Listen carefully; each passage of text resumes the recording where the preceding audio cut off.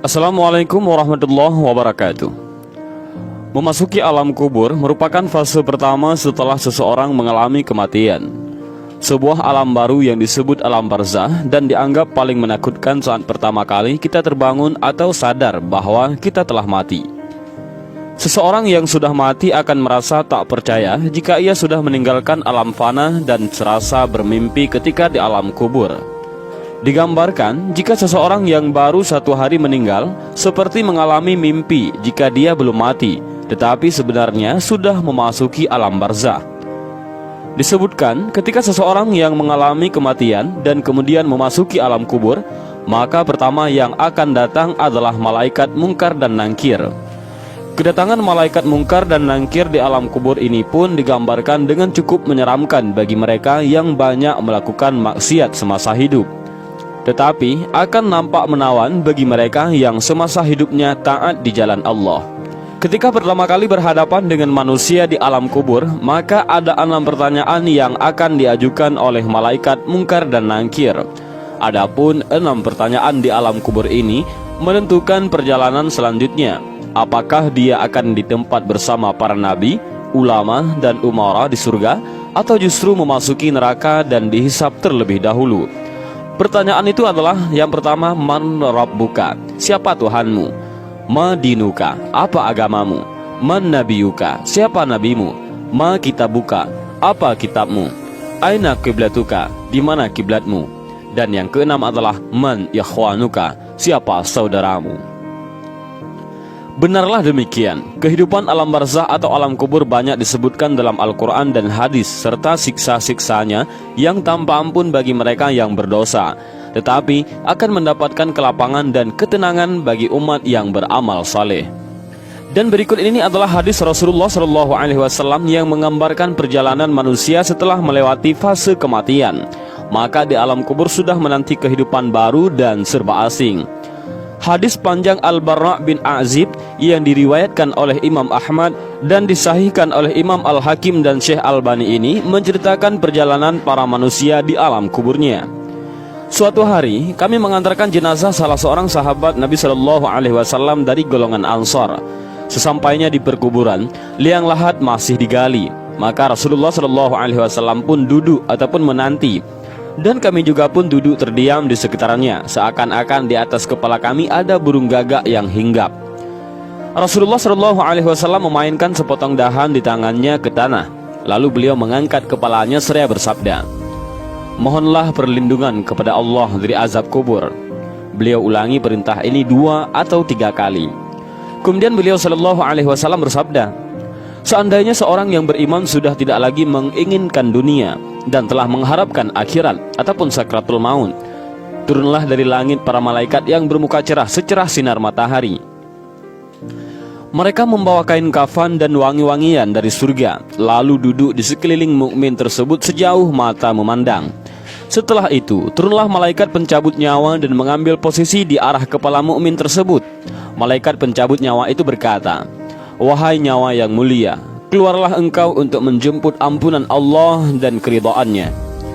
Maka nyawa itu dengan mudahnya keluar dari tubuh mukmin tersebut seperti lancarnya air yang mengalir dari mulut sebuah kendil.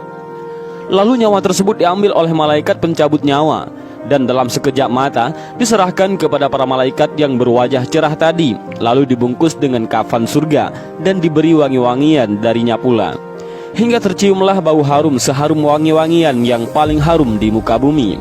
Kemudian nyawa yang telah dikafani itu diangkat ke langit. Setiap melewati sekelompok malaikat di langit, mereka bertanya, 'Nyawa siapakah yang amat mulia itu?'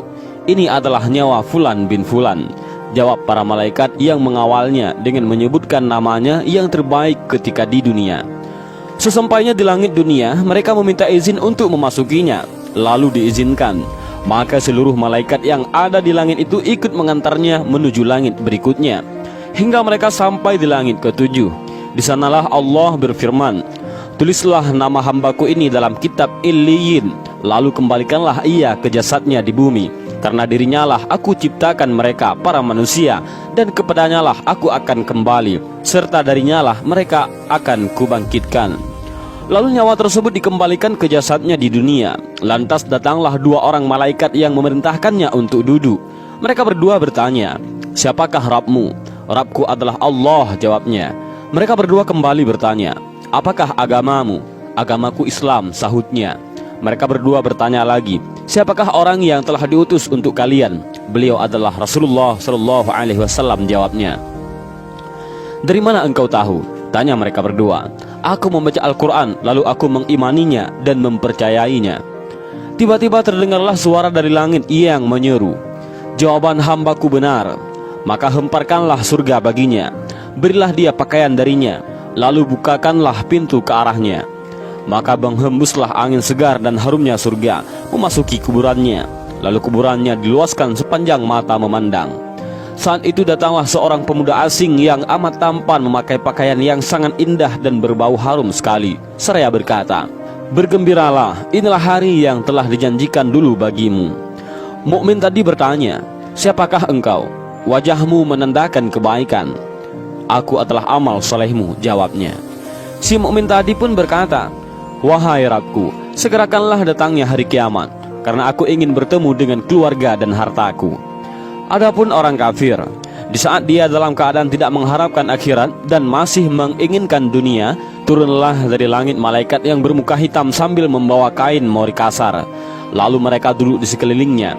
Saat itu turunlah malaikat pencabut nyawa dan duduk di arah kepalanya seraya berkata, "Wahai nyawa yang hina, keluarlah dan jemputlah kemurkaan dan kemarahan Allah." Maka nyawa orang kafir tadi berlarian di sekujur tubuhnya. Maka malaikat pencabut nyawa tadi mencabut nyawa tersebut dengan paksa, sebagaimana seseorang yang menarik besi beruji yang menempel di kapas basah. Begitu nyawa tersebut sudah berada di tangan malaikat pencabut nyawa, sekejap mata diambil oleh para malaikat bermuka hitam yang ada di sekelilingnya. Lalu nyawa tadi segera dibungkus dengan kain mori kasar. Tiba-tiba terciumlah bau busuk sebusuk bangkai yang paling busuk di muka bumi. Lalu nyawa tadi dibawa ke langit. Setiap mereka melewati segerombolan malaikat, mereka selalu ditanya, "Nyawa siapakah yang amat hina ini?" "Ini adalah nyawa Fulan bin Fulan," jawab mereka dengan namanya yang terburuk ketika di dunia. Sesampainya di langit dunia, mereka minta izin untuk memasukinya, namun tidak diizinkan. Rasulullah Shallallahu Alaihi Wasallam membacakan firman Allah Subhanahu Wa Taala, "Tidak akan dibukakan bagi mereka, orang-orang kafir, pintu-pintu langit, dan mereka tidak akan masuk surga sampai seandainya unta bisa memasuki lubang jarum sekalipun." Al-Quran Surah Al-A'raf ayat 40. Saat itu Allah berfirman, "Tulislah namanya di dalam sijjin di bawah bumi." Kemudian nyawa itu dicampakkan dengan hina. Rasulullah Shallallahu Alaihi Wasallam membacakan firman Allah Ta'ala, "Barang siapa mempersekutukan sesuatu dengan Allah, maka adalah ia seolah-olah jatuh dari langit lalu disambar oleh burung, atau diterbangkan angin ke tempat yang jauh." Al-Quran Surah Al-Hajj ayat 31. Kemudian nyawa tadi dikembalikan ke jasadnya, hingga datanglah dua orang malaikat yang menundukkannya seraya bertanya, "Siapakah Rabbmu?"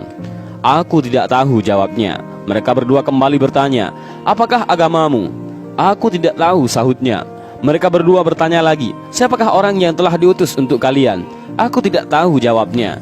Saat itu terdengar seruan dari langit, "Hambaku telah berdusta, hamparkanlah neraka baginya dan bukakan pintu ke arahnya." Maka hawa panas dan bau busuk neraka pun bertiup ke dalam kuburannya. Lalu kuburannya dipres oleh Allah Subhanahu Wa Taala hingga tulang belulangnya pecah dan menancap satu sama lainnya. Tiba-tiba datanglah seorang yang bermuka amat buruk, memakai pakaian kotor dan berbau sangat busuk, seraya berkata, "Aku datang membawa kabar buruk untukmu. Hari ini adalah hari yang telah dijanjikan bagimu." Orang kafir itu seraya bertanya, "Siapakah engkau?" "Wajahmu menandakan kesialan." "Aku adalah dosa-dosamu," jawabnya. "Wahai Rabbku, janganlah engkau datangkan hari kiamat," suruh orang kafir tadi. Dan hadis panjang ini diriwayatkan oleh Ahmad dalam Al-Musnad dan disahihkan oleh Al-Hakim dalam Al-Mustadrak dan oleh Albani dalam kitab Ahkamul Janaiz. Dan itulah gambaran bagaimana kondisi seseorang yang sudah berada di alam kubur. Semua akan ditentukan lewat amal dan perbuatannya semasa hidup di dunia. Tentunya hal ini menjadi pelajaran bagi kita semua agar menjalankan perintah Allah dan menjauhi larangannya. Lantas bagaimana dan apa yang harus kita lakukan untuk menghadapi kematian? Maka perbanyaklah amal ibadah. Bahkan agar terbebas dari siksa alam kubur dan bisa menjawab 6 pertanyaan itu, selain menjalankan semua perintah Allah dan menjauhi segala larangan Allah, maka kita harus tetap memanjatkan doa. Dan ini adalah doa agar terlepas dari siksa alam kubur yang diajarkan oleh Rasulullah SAW, yaitu Allahumma inni a'udzubika min adzabil qabri wa min adzabin nar wa min fitnatil mahya wal mamati wa min fitnatil masiihid dajjal. Yang artinya adalah, ya Allah, aku berlindung kepadamu dari azab kubur, azab neraka, cobaan hidup dan mati, dan fitnah dajjal yang terhapus dari rahmat Allah. Dan inilah sedikit gambaran alam kubur dan 6 pertanyaan di alam kubur yang menentukan seseorang muslim bebas dari siksa menuju akhirat. Mudah-mudahan video singkat ini bermanfaat. Wallahu a'lam bishawab. Assalamualaikum warahmatullahi wabarakatuh.